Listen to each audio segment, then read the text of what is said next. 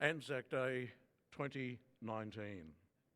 Walking in the footsteps of the Anzacs, Gallipoli to Afghanistan and wherever Australia's men and women serve, with whom the Anzac spirit of courage and sacrifice lives to this day.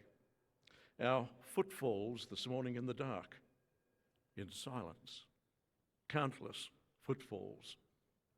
The rhythm of heartbeats matching the tempo of quiet footfalls, in step with thoughts and the approaching 6 a.m. dawn service, where personal reflections to honour loved ones gone, to honour sacrifice, mateships, the bravery of lost souls drawn by our antenna of respect that guides us on this day and activates our moral compass to this place.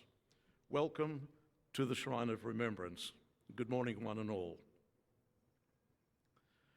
The Stand to Anzac Dawn service with the Navy Band Australia, the Melbourne Symphony Orchestra Chorus, special guest speakers, will commence at 6 a.m. We acknowledge the traditional owners of the land on which we are gathered. We pay our respects to their elders, past and present and future, and elders from other communities who are amongst us today. Would you please ensure your mobile phone is put to silent? And this part of the commemoration is the Anzac Dawn Service Prelude, Peter Meehan speaking. The Anzac Dawn Service at this spiritual cathedral, where we honour Anzac courage, sacrifice, service to the nation, mates gone, mates at your shoulder, our band of brothers and sisters, where we commemorate a generation of Australians lost in World War I, the Great War of 1915-18, that left Australia battered and bruised. Remembering 61,000 Australians killed, 1/3 of whom were Victorian. We also must remember the 25,000 Anzacs hospitalised 10 years after the Great War, and the 50,000 Anzacs who were hospitalised 20 years after the Great War. Centenary of Anzac has passed. War and the experiences of our Anzacs etched in our nation's memory forever. Family stories may fade over time. Countless stories of war experiences, well, they remain. Now, this light-hearted story tells of one soldier's view of our volunteer city lads, bankers, tradesmen, retailers, horsemen, the young sheep and wheat farmers from rural Australia. Yes, the Anzacs. British Army officer Compton Mackenzie, seconded to the General Headquarters staff on Gallipoli, was intrigued by the Australians and published his memoirs of their behaviour. Compton Mackenzie recalled the often tall and lanky Australians, carefree jokers of the Anzacs, those who didn't fit the so-called British mould. From Gallipoli Memoirs, 1929, he published in Précis, much has been written about the splendid appearance of those World War I Australian troops, but a splendid appearance seems to introduce somehow an atmosphere of the parade ground. Such litheness and powerful stride did not want the parade ground. That was to take it from the jungle to the circus. Their magnificent, for it really was heroic, should have been celebrated at length in the annals of military history, not just headlines. There was not one of those glorious young Australian men I saw, many of whom might not himself have been Ajax or Achilles. Their almost completeness, their tallness and majestic simplicity of rugged line, their brown skin burnt by the sun and purged of all grossness by the savage Gallipoli ordeal through which they were passing. Compton Mackenzie died 1972. And From Gallipoli to the constant fog of war in France and Belgium, endless horror on an industrial scale. There is no spot on the whole of the tortured soil of France which is more associated with Australian history, both in unimaginable loss and the triumph of Australian soldiers, than Villers-Bretonneux. May we also never forget the millions of lost souls in Europe, brutalised by the scourge of war on countless scarred landscapes. May we always honour and reflect on those who serve and gave of their lives in all wars, conflicts and peacekeeping operations.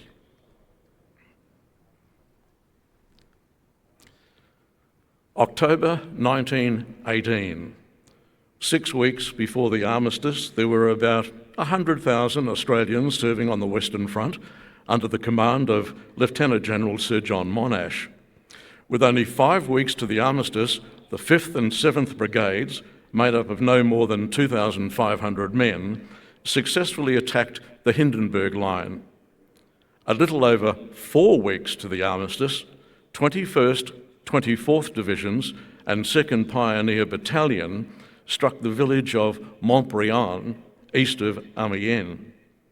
After tough resistance, Montbriand was liberated, although at a heavy cost of 430 casualties. The battle resulted in the cessation of mass deaths of Australian servicemen. At this time, for the troops of the Australian Imperial Forces, World War I was effectively over, ending the Great War. The 134 Australians who died as a result of the fight to liberate Montbriand were the last to lose their lives in such a large-scale attack. Victoria Police Officer Lieutenant George M. Ingram, for his selfless actions, was awarded the Victoria Cross for valour. Montbriand, the last World War I battle. May we remember lost fathers, lost brothers and sons who now lie in the peaceful soil of France. Days after the liberation of Montbriand, the armistice took effect, the 11th of November 1918, ending the Great War. 114,000 Victorians enlisted, 89,000 of them served abroad, 19,000 killed. That's 1/3 of those killed were Victorian.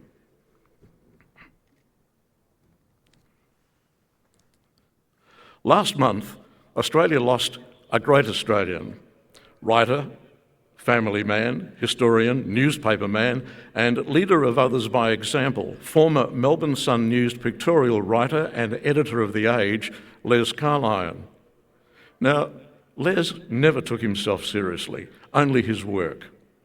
Herald Sun feature writer Andrew Rule said of Les, armed with soaring intellect, anchored by homespun wisdom over many decades, he wrote sentence after sentence of crisp prose he kept up for millions of words, stories that echoed around the world. On the board of the Australian War Memorial, because of his remarkable military history, Gallipoli and the Great War, both timely and timeless works that told of Anzac selflessness, heroism and sacrifice. Hero and champion are words used so often that it debases currency. But Les Carlyon was truly entitled to be described that way. Carlyon's insightful words made him a brother to all in the veteran community. Les Carlyon, June 1942, March 2019. World War II. We remember the fall of Rabaul to the Japanese, fought on the island of New Britain in the Australian territory of New Guinea, and the fall of Singapore. 7,000 Australian soldiers, sailors and airmen died during the New Guinea campaign. We remember Australians and our nation's allies during the World War II Western Desert campaigns, 9 months of continuous bravery and sacrifice at El Alamein, Egypt. We remember women at home that forged a national workforce. Your mother, grandmother, sister, or young girl who lived in your neighbourhood may very well have given her heart and soul to that workforce. We remember the bravery, heroics, suffering, and enduring courage of women in war. Australian nurses who served during the decades of conflict and war, including present-day Australian Defence Medical Reserve personnel serving in terrorised faraway lands. We remember those who were brutalised by war, became prisoners of war, and suffered unimaginable degradation of body, mind and spirit. They should also never be denied or forgotten. To notes from the diary of Dr. Albert Coates, Ballarat, Victoria. Quote, I was an Army private and completed service as a Lieutenant Colonel, Medical Corps, World War II. I was lucky to survive World War II, being shot at by the advancing Japanese during evacuation from Singapore.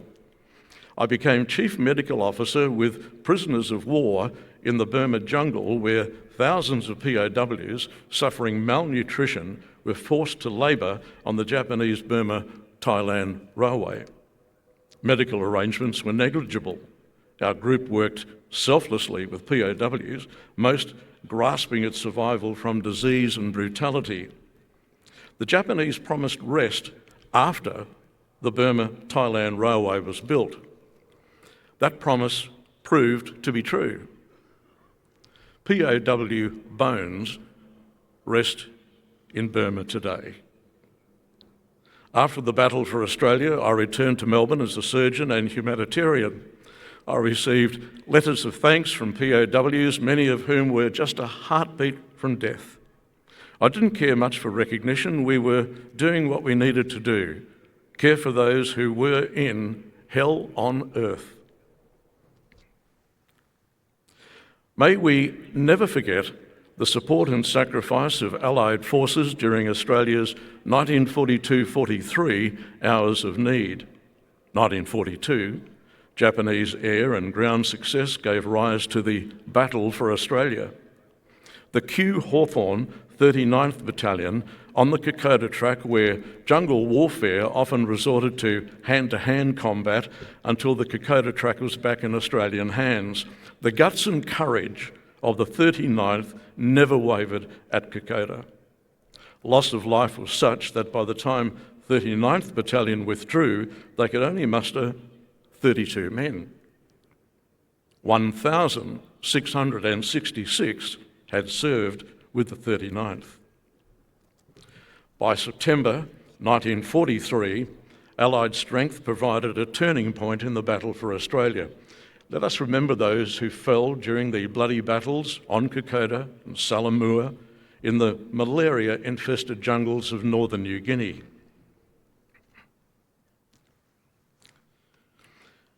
It is in fact the 75th anniversary of the savage New Guinea battles around Boona and Gona. Australians on deep jungle patrol while fighting a skilled enemy also faced a hidden enemy. Malaria-carrying mosquitoes that caused severe sickness and death, malnutrition, dehydration, dysentery and sleep deprivation. Death for many at every step. Others, too sick to fight on, were later carried to be evacuated. Nearing the coastal area of Boona and Gona, more deadly jungle contacts were occurring as the enemy advanced north, attempting to retake Boona and Gona. In this northern New Guinea battlefield, after months of close-quarter fighting, victory came, albeit brief.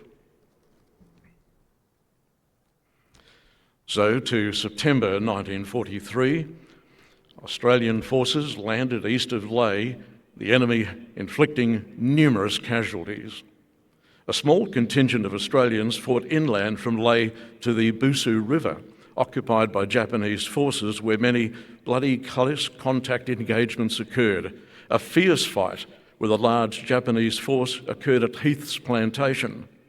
At that engagement, Private Richard Kelleher was later awarded the Victoria Cross for valour. Let us remember Australian courage and sacrifice and that of our allies during the hell of the World War II New Guinea campaign. 7,000 Australian losses.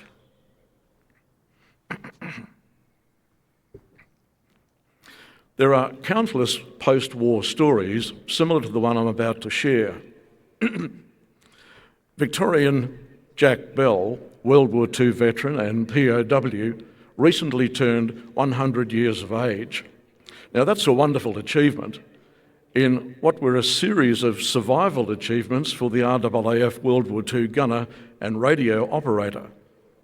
Of all the memories of war, including incarnation as a POW, one remains etched deeper than most. In 1941, Jack Bell and close mate Anthony Carter were posted into the same RAAF squadron in Africa. In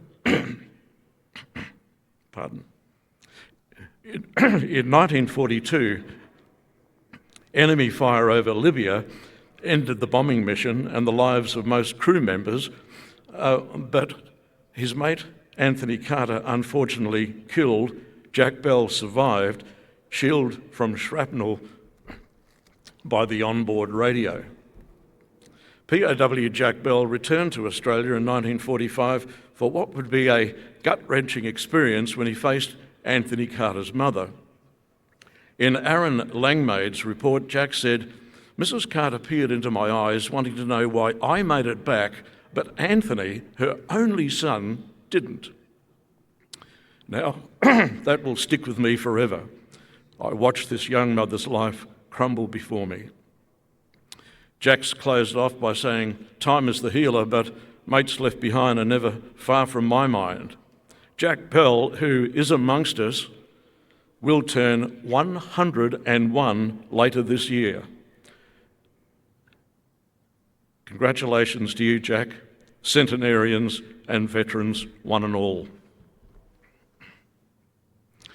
Let us also shoulder those who struggle with their emotions post-war, life-changing consequences of service, and the physical and psychological effects that last beyond the battlefield. Vietnam War battles of 1969. We reflect on the 50th anniversary of courageous actions by the Australian and New Zealanders in large-scale fighting at Bin Ba, Operation Hamel, and Hat Ditch, Operation Goodwood, Phuoc Tuy Province. 5th Battalion fought a communist main force in the village of Bin Ba, just 5 kilometres north of the Nui Dat Task Force. The battle involved fierce, close house-to-house fighting.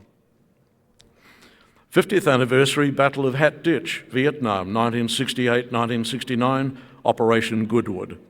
2 task force battalions deployed against enemy bases in the Hat Ditch area, Western Phuoc Tuy. The Australian and New Zealander Anzac force conducted sustained patrols. 1969, 2 additional battalions of communist forces entered the Hat Ditch area.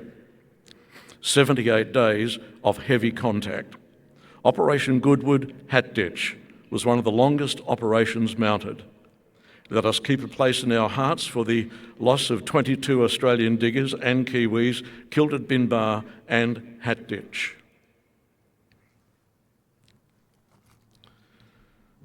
Alex, to the close. Veterans unable to attend this morning's Anzac Dawn service, listening through 774 ABC, including the infirmed, you're very loved and held in the highest esteem. We commend your endurance and strength. We celebrate the timelessness of the human spirit and the enduring Australian qualities of courage. So through strength, may you never regret growing old. It's a privilege denied too many. For the troubled, and I include students in Victoria, the words of Lord Alfred Tennyson, 1842, that which we are, we are. That which we are, we are. one equal temper of heroic hearts, made weak by time and fate, but strong in will to strive, to seek, to find, and not to yield. The 2019 Anzac Dawn Service is about to commence. Let silent contemplation be your tribute.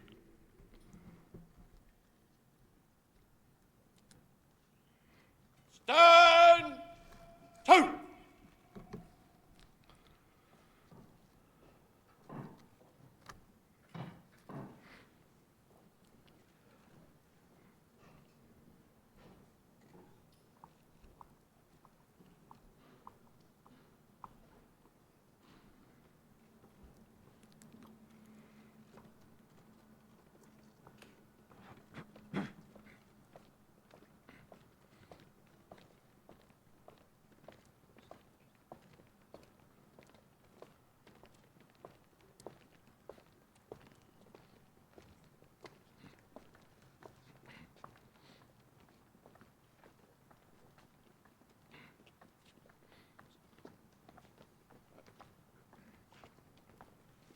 Excuse me, Robert.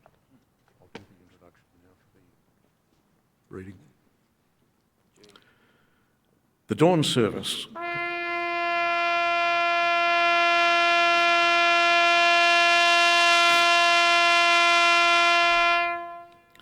Verses 3 and 4 of Lawrence Binion's For the Fallen, recited by the RSL State President, Dr. Robert Webster.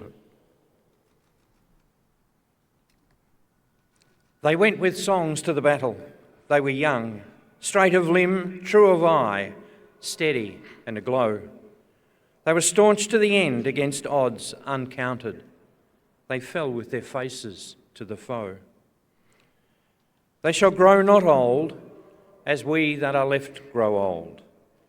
Age shall not weary them, nor the years condemn. At the going down of the sun, and in the morning, we will remember them. We will remember them.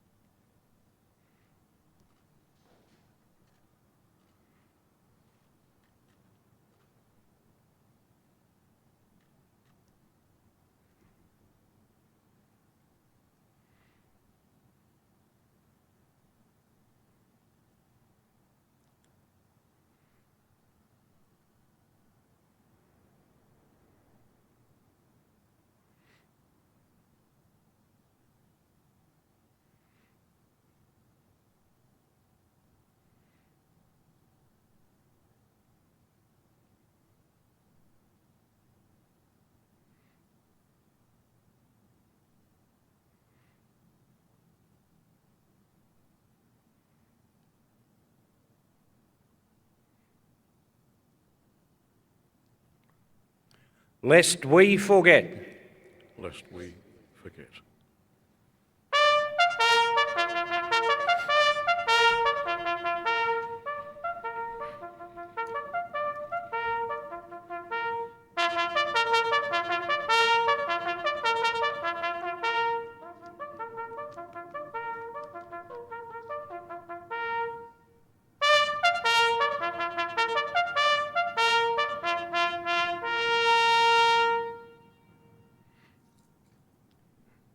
Stand down. The Royal Australian Navy Band, led by Lieutenant David Coit, musical director, accompanied by the Melbourne Symphony Orchestra Chorus, present Abide With Me.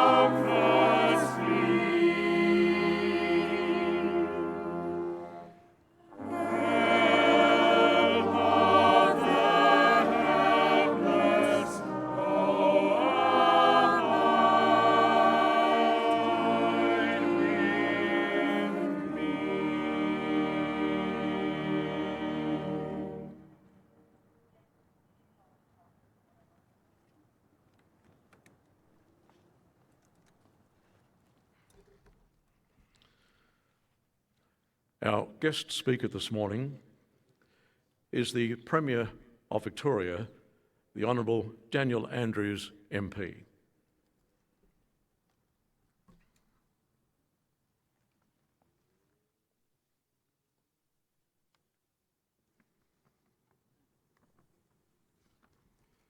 I begin by acknowledging the traditional owners of this land and pay my respects to elders past and present.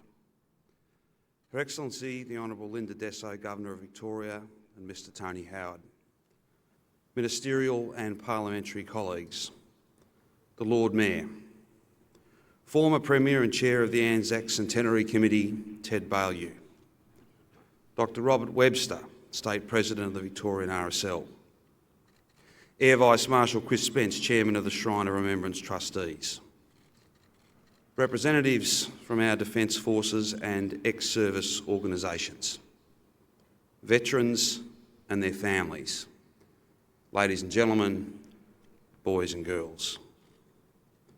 In preparing for the honour of addressing you today, I thought it best to speak to a group of dear friends, members of my local RSL sub-branch in Noble Park, proud veterans and people I deeply respect.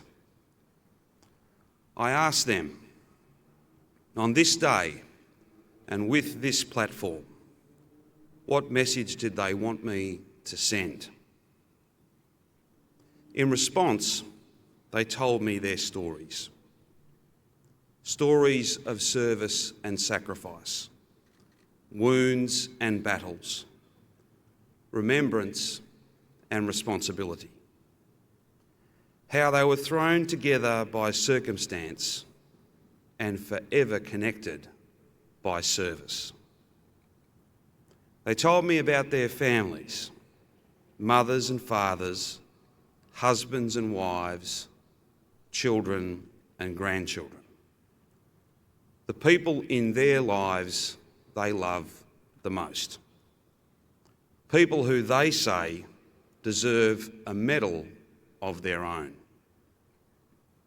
And they asked me, indeed they asked all of us to take care of the next generation of servicemen and women, the next generation of Anzac. Because as one wise old warrior told me, we won't be around forever. Ladies and gentlemen, it is their stories and their wisdom that confirm why we are all here and what we all must do. It's the answer to the questions that linger in the moments before dawn. How can we possibly thank so many for giving so much?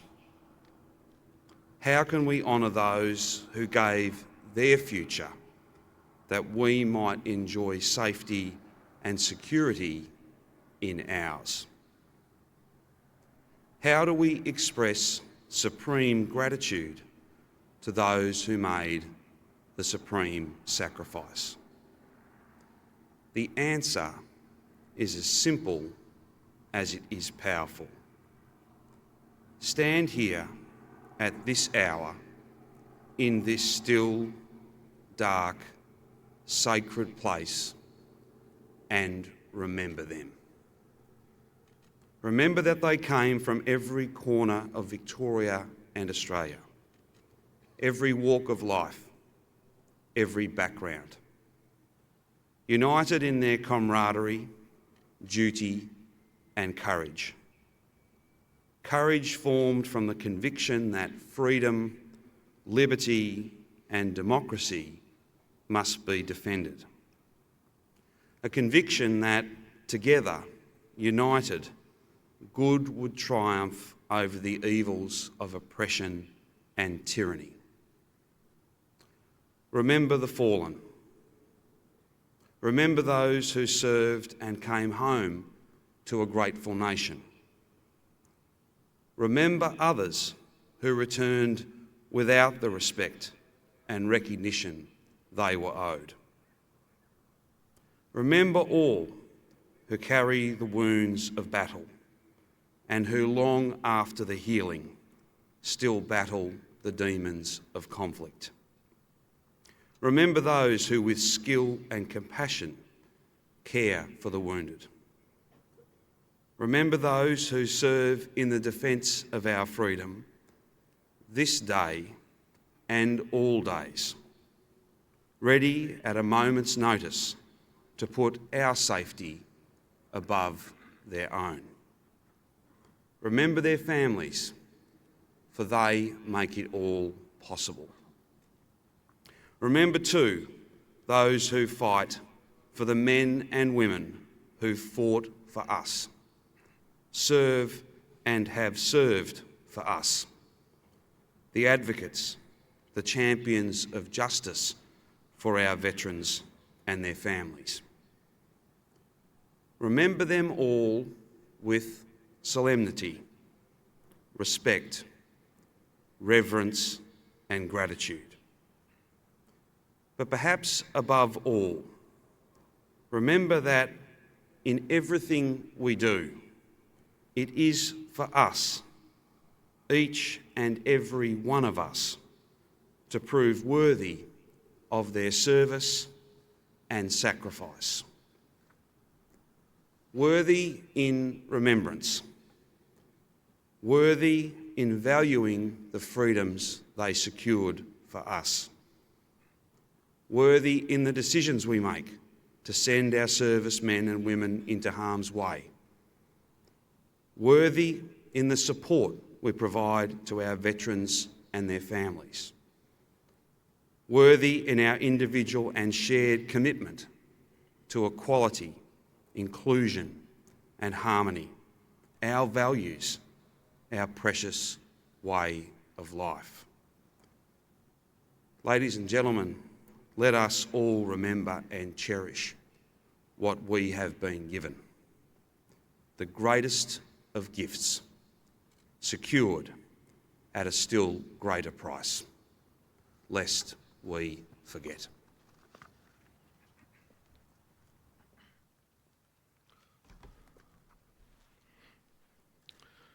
to recite In Flanders Field, Spirit of Anzac student Mr. Angus Hattie from Goulburn Valley Grammar School.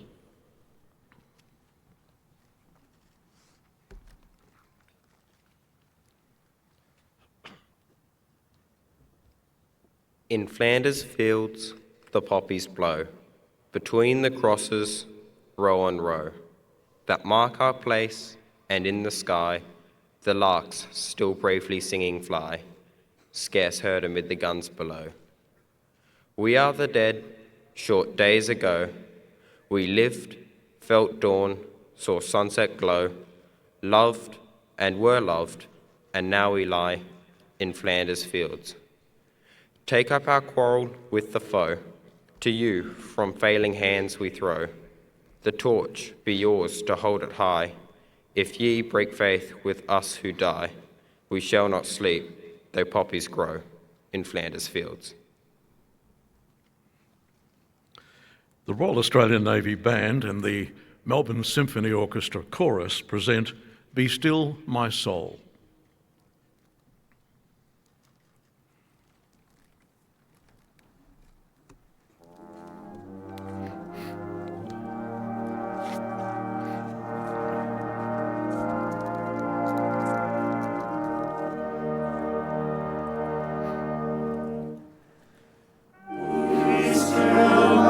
Song.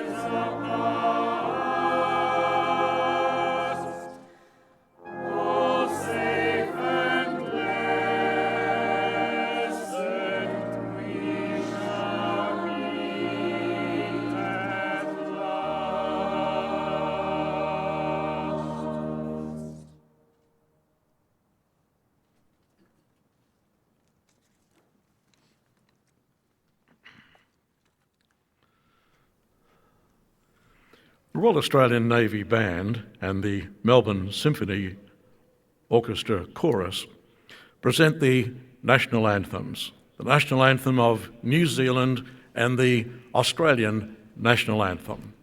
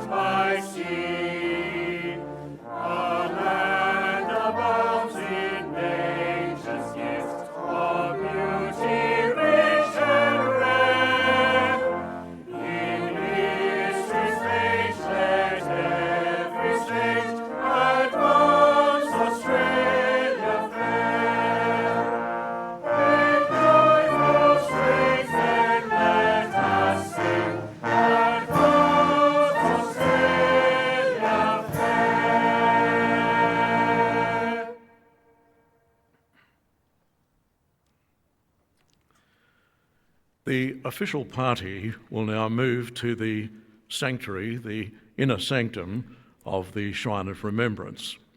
The Honourable Linda Dessau, Governor of Victoria, Her Excellency, in the company of our VIP party, escorted by Dr. Webster, Robert Webster, the President of the RSL, and Colonel Jason Cook, Anzac Day Chief Marshal. It's a timely reminder while the official party position themselves in the sanctuary that the march today commences at 8:30, 30 minutes earlier than last year and the years before. The Governor will prepare to lay a wreath on behalf of all Victorians when inside the sanctuary. Other members of the VIP party are carrying symbolic red poppies, and they'll be laying those poppies on the stone as well. While the party position themselves, it's interesting that the red poppy, while so symbolic with Remembrance Day, has now permeated and spilled through almost the entire 12 months of the year. The red poppy for Anzac Day, Remembrance Day, and other occasions where we see veterans, the RSLs, and a variety of veteran-based community organisations where the red poppy is always prominent. In the spring in Flanders, after the heavy bombardments, the water table of the savaged earth of those battle-scarred landscapes, where the water table subsided, drawing the remains of the deceased. The first to grow were the red poppies in Flanders. It was remarkable, like the cornflower, a sign of life and a sign of giving and a sign of there is going to be a future.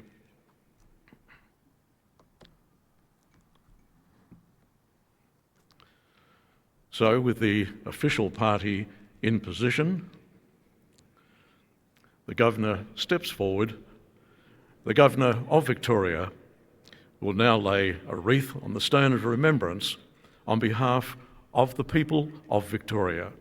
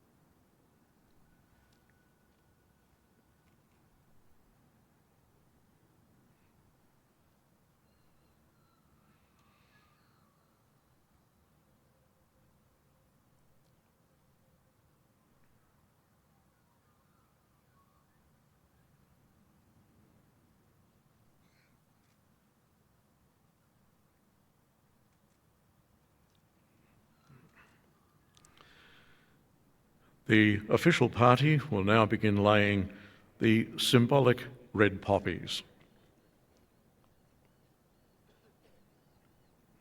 And at this juncture, we turn now to the Royal Victoria Regiment, pipes and drums, with the Royal Australian Navy Band to present Highland Cathedral.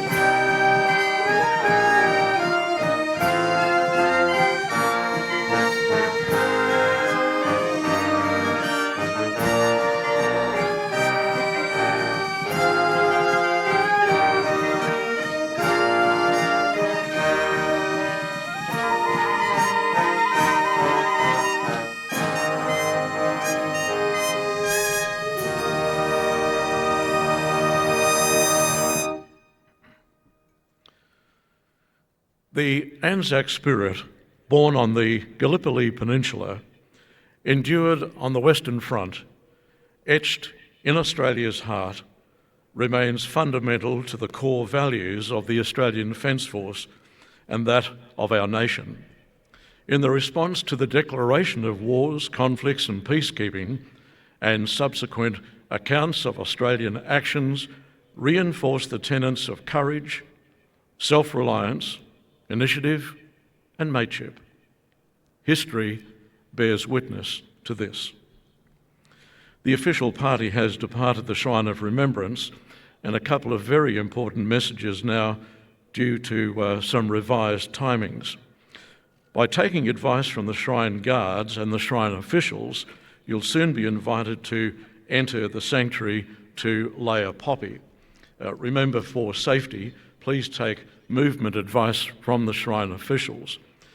Opening a little earlier at approximately 6:35, maybe a few minutes after that, the Shrine Visitor Centre will open. All 4 doors to the courtyards will be open for you to move in with the veterans and for those of you who want to lay a poppy. Gallery displays range from a Gallipoli landing boat and a number of new additions. The appearance of cornflowers and poppies on the battlefields at the end of the First World War symbolised the fragility of life and the hope of rebirth. A wonderful exhibition has been put up, Flowers of War, in collaboration between the artists of New Zealand, United Kingdom and Australia.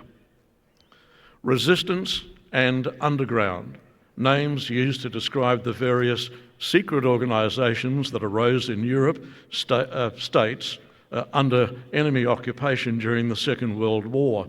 Many Australian servicemen and women gave aid to the resistance. Other Australians owed their freedom and their lives to it.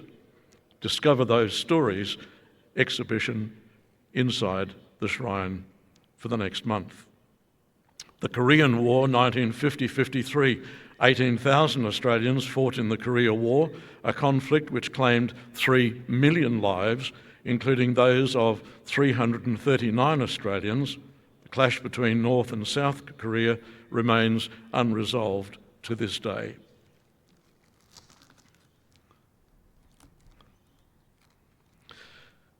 Please join in the gunfire breakfast this morning if you're making your way down past Victoria Barracks, being provided this morning by the Defence Force School of Catering, HMAS Cerberus, located on St Kilda Road, Service Road, outside Victoria Barracks. We hope many of you will support the Anzac March. Remember stepping off at 8:30, one half hour earlier than normal. The Anzac commemoration ceremony and wreath-laying ceremony will take place immediately after the march, approximately midday or a little after. As you leave the shrine precinct, please take care, watch for children amongst traffic, and thank you, one and all, for your attendance at the 2019 Anzac Dawn service. And as you move around the precinct to the shrine, Lance Corporal Benjamin Casey, piper with the 5th, 6th Royal Victoria Regiment Pipes and Drums, to perambulate on the northern balcony of the shrine. Enjoy Anzac Day, commemorate it as you see fit, and God bless all. Good morning. Thank you again for your attendance.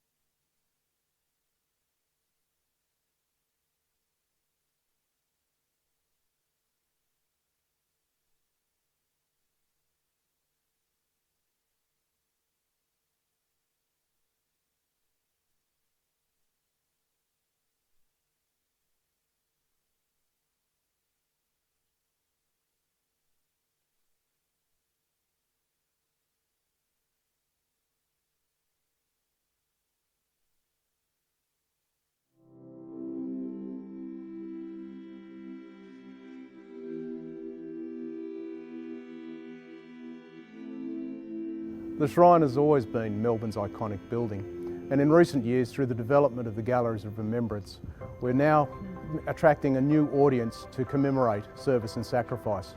Each year for the past 3 years, over 1 million people have joined us at the Shrine and part of our education and learning programs to understand the meaning of Anzac and to understand how this building and this place remains significant for all of us here in Victoria.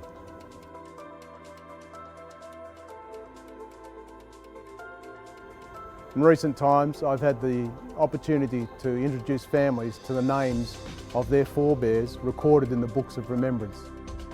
And for these people, it is an affirmation of their identity and of their family service, and that you cannot help but be touched by that direct personal connection. In recent years, we're working to attract Melburnians back to their shrine so they can understand the enlarged experience that's on offer. There's over 2,500 square metres of exhibition space has been added beneath the Shrine Monument, telling the story of Victorian service from before the First World War to the current day. Most recently, we've done a major upgrade on our galleries recognising service in the Middle East, in those conflicts of Iraq and Afghanistan.